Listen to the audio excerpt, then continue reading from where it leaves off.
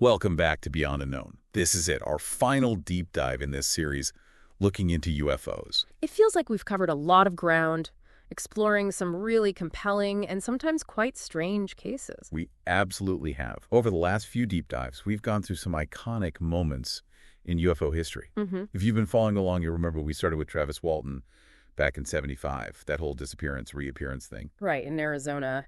And the polygraph tests that didn't really settle anything, plus the conflicting accounts from his logging crew. Yeah, it really set the scene for how messy these investigations can get. Definitely. Then we tackled the big one, Roswell, 1947. The granddaddy of them all, you could say. We looked at Project Mogul, the official explanation. Red weather balloon story. Exactly. But then you have those persistent eyewitness accounts of something. Well, something more.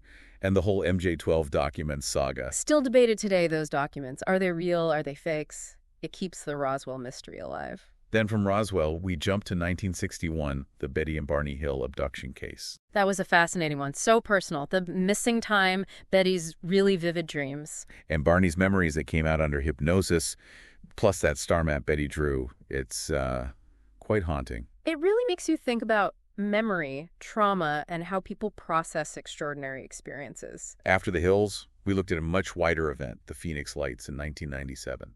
Thousands of witnesses seeing those massive V-shaped or triangular objects. Yeah, and the initial silence, then the lack of radar confirmation for the first sightings, but later the governor admitting, something unusual did happen. Left a lot of people scratching their heads, that one. And then our last deep dive focused on the aerial school incident, Zimbabwe, 1994. Right. Dozens of school children reporting silver craft landing, and these beings with environmental messages apparently communicated telepathically. A really unique case because of the witnesses, so many young children. Which brings us nicely to today. We're actually going back to aerial school because we found some new material, new sources that offer a different perspective. Interesting. So we'll dig into that, see what these new details suggest. And then after that, we'll try to zoom out, connect the dots between aerial and all the other cases we've discussed, using some broader research on the whole UFO phenomenon. Okay, sounds like a plan.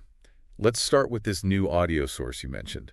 Aerial School UFO Encounter Children's Eyewitness Accounts .wave. What's the gist?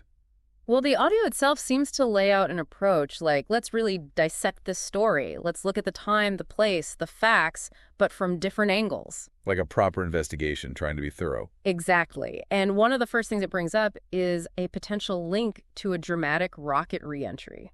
This happened over a huge area: Zambia, Botswana, Zimbabwe, South Africa, Mozambique, on Wednesday evening, September 14th, 1994. Okay, and aerial school was? Just 2 days later, Friday the 16th. Huh.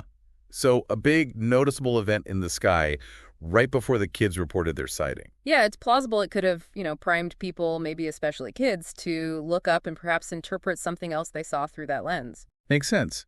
If there's talk about strange lights, maybe you're more likely to see strange lights. And the audio notes that even the day before the aerial incident, on Thursday, a UK-based space tracker, Jeffrey Perry, was already telling the media that the lights people were seeing were likely this Russian rocket booster burning up. So the idea of unusual aerial phenomena was already kind of in the air, so to speak. Pretty much.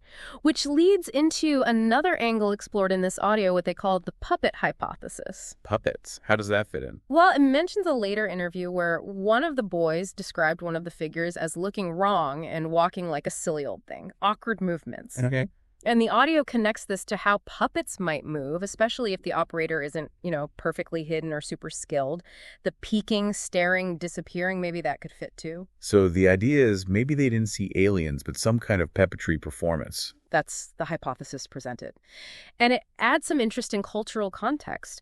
Apparently, puppetry was being increasingly used in parts of Africa around that time, often for social or political commentary or educational purposes. So it wouldn't be totally out of left field to have some kind of puppet show happen. Potentially. The audio mentions different types: hand puppets, rod puppets, even big papier-mâché head costumes. Right. And it specifically highlights an organization called AREPP, the African Research and Educational Puppetry Program.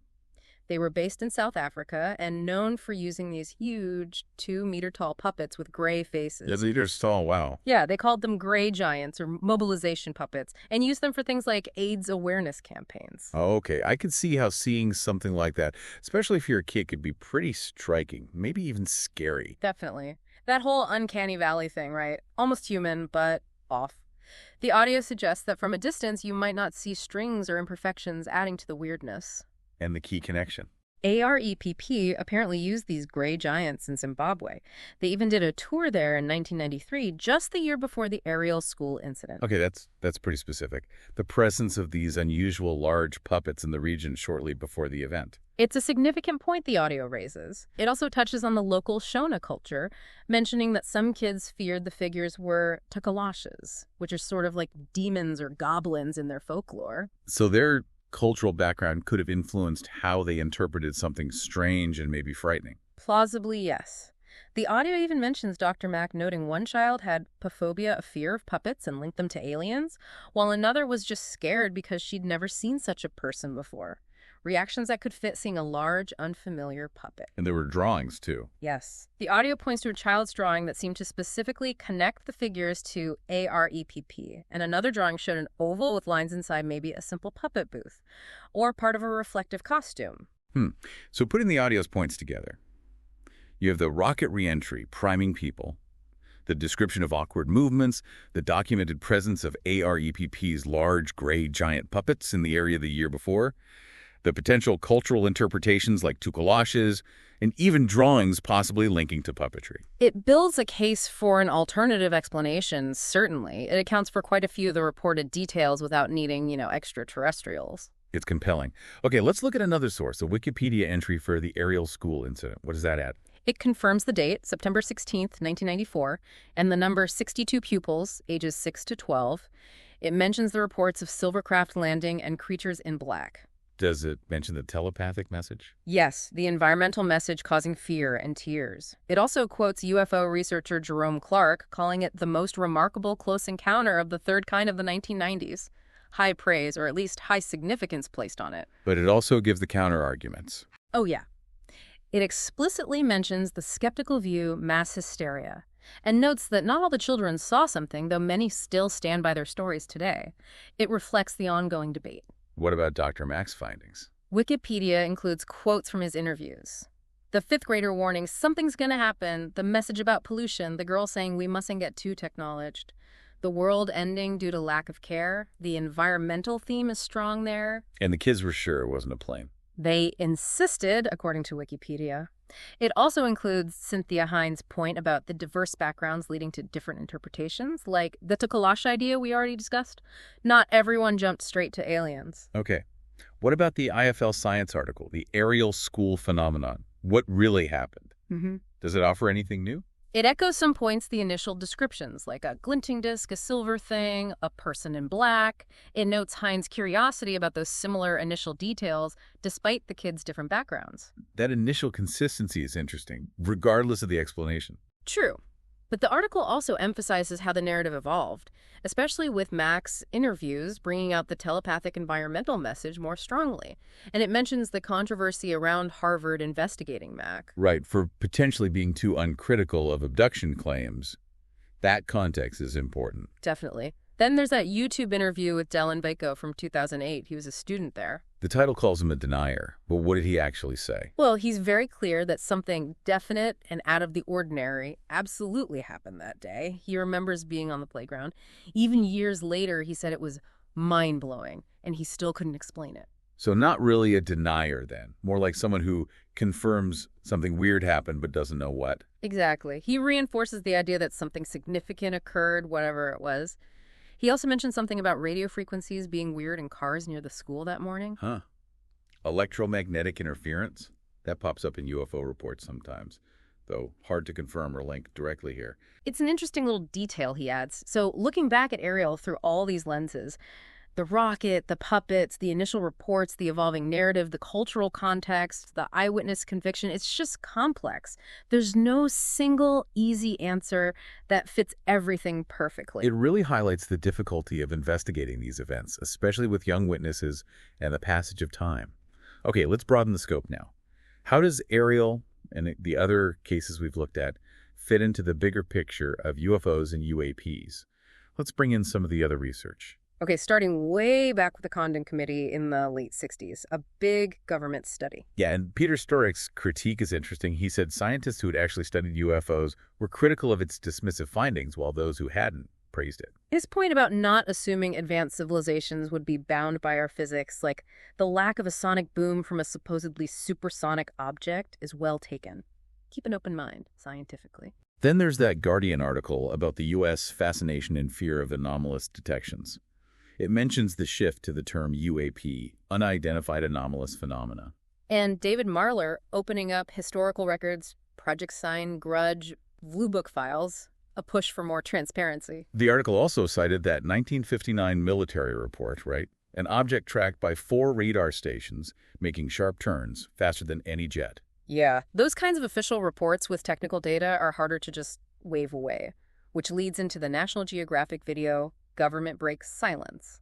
That one highlighted the distrust caused when Blue Book closed, saying no spaceships, despite having over 700 unexplained cases. Which definitely fueled conspiracy theories, especially connecting Roswell and Area 51, even though Area 51 was mostly about developing secret aircraft like the U-2 and stealth planes. The video also gave a lot of credit to Senator Harry Reid for pushing for new investigations. He was crucial, and it featured Commander David Fravor's account of the Tic Tac. His description is so vivid. The 40-foot white object, no wings, accelerating impossibly fast. It's compelling testimony from a credible military pilot. The video noted how much more seriously the military seems to be taking these things now, leading to that big intelligence community report to Congress on UAPs. And the mention of analyzing weird magnesium samples, suggesting maybe advanced materials? Right. Hinting at technology beyond ours, it also introduced Professor Avi Loeb's Galileo project. A Harvard astronomer actively looking for extraterrestrial tech. That feels like a shift. It is. And the video included the Director of National Intelligence, Avril Haines, acknowledging extraterrestrial origin as a possibility for some UAPs, plus the congressional hearings, where they talked about national security risks and lifting the secrecy. Though pilot Ryan Graves was frustrated, more pilots weren't testifying directly. Understandable. The video sums up the assessment. The phenomenon seems real, objects doing Mach 5 to Mach 20, operating in air and water. And Avi Loeb saying we might already have evidence of ET intelligence. It really frames the debate as being about our fundamental place in the universe. Exactly. Now, the Time article, The Government's Search for Aliens. It reminds us many UFOs are probably misidentifications. But it also points out the link between some UFO conspiracy thinking and wider political conspiracy theories. Yeah, it mentioned Bill Cooper's influence there and the cultural impact of shows like The X-Files shaping perceptions of government cover-ups. It also named Harry Reid again, plus mentioned Ford and Clinton having shown interest. And it stressed the probabilities likely life out there, but huge distances making contact difficult. Then we have Project Bluebook itself. Remember that congressional hearing in '66, caused by sightings in Michigan and New Hampshire? And the Air Force explanation kept changing: swamp gas, training exercise. The local police felt their reputations were ruined. Yeah, that testimony from officers Bertrand and Hunt was powerful. They were adamant it wasn't a balloon or helicopter. Even Blue Book's own statistical analysis, Special Report 14, found that the better the quality of the sighting report, the more likely it was to be classified as unknown. 35% of the excellent cases were unknowns. That's significant. It contradicts the idea that more information always leads to a conventional explanation. What about the Robertson panel back in '52, organized by the CIA? They were pretty skeptical overall, favoring misidentification, but they were concerned about psychological warfare potential and, importantly, the risk of genuine threats being missed if air defense channels were clogged with UFO reports. So even their skepticism acknowledged potential dangers. They recommended managing public perception to avoid panic. But they concluded no evidence of a direct threat or space visitors based on the raw reports they saw. Okay, so bringing it back to Roswell and the Tic Tac again. Roswell, as discussed in the Roswell report, Fact versus Fiction Audio, has the Project Mogul explanation for the debris, the tape explanation for the symbols. But also inconsistencies like diary entries that don't quite fit the Mogul timeline, and the whole MJ-12 controversy arguments for and against their authenticity, plus the later crash test dummy explanation for bodies. Roswell really feels like the mythic starting point, tangled up with Cold War anxieties. Whereas the Tic Tac, detailed in the Tic Tac UFO encounter audio, is much more contemporary. Fravor and Dietrich's visual confirmation, the object's appearance, the physics-defying acceleration off the radar. Those skeptics still suggest radar glitches, camera issues, or maybe secret U.S. tech. True, but even most skeptics acknowledge the reported behavior was anomalous. There's agreement, something unusual happened, just disagreement on the cause. Finally, that academic paper, The Possibility of Alien Life Forms and Unidentified Aerial Phenomena. It really ties a lot of threads together. It emphasizes the increasing government disclosures challenging the old pseudoscience label. It highlights cases with multiple witnesses like Ariel or the Westall incident in Australia in '66. Kids seeing a saucer interact with jets. And adult group sightings, too, like those women in Kentucky in '76 with missing time. And pilot encounters mentioning the fear of ridicule, but citing specific cases like Milton Torres in '57 being ordered to fire on a UFO, or Japan Airlines 1628 in '87 reporting multiple objects. It also makes the point that these sightings aren't new, referencing historical accounts, phantom airships, round shields in ancient texts, Chinese records. Exactly. It argues that when you consider child witnesses, adult groups, credible pilots, the long history, and the government's changing stance, you have to take the possibility seriously. It concludes with that stark choice again, either a massive, complex, multi-generational hoax or conspiracy. Or the genuine possibility of non-human intelligence interacting with us in some way. And it points to resources like the CIA's declassified files, Library of Congress collections, etc. for further research. So as we wrap up this whole series, it's just clear there are no easy answers, right? Not at all. The UFO-UAP phenomenon is incredibly complex. You have compelling accounts, some intriguing data, historical context, but also misidentifications, hoaxes, and psychological factors all tangled together. Aerial School is almost a perfect microcosm of that complexity. Was it puppets? A rocket? Mass hysteria? Something else entirely? We still don't know for sure. But what is clear is that the conversation has shifted. Governments, military bodies, even mainstream science are engaging with the topic more seriously than ever before. The big questions remain. What are these things? Who or what is behind them? And what does it all mean for us, for humanity's place in the cosmos? Those questions aren't going away. The search for answers continues, and hopefully, with more transparency and rigorous investigation, we might get closer to understanding. We really hope this series has given you, our listeners, some food for thought, maybe some new angles to consider. We encourage you to keep exploring, read the reports, look at the evidence, and form your own conclusions. Absolutely. Thank you for joining us on this journey through the strange skies here on Beyond the Known. It's been fascinating to delve into. It really has. If you enjoyed this deep dive, or the series as a whole, please do like, follow, and subscribe. It helps others find the show and ensures you won't miss our future explorations into all sorts of mysteries. Thanks again for listening.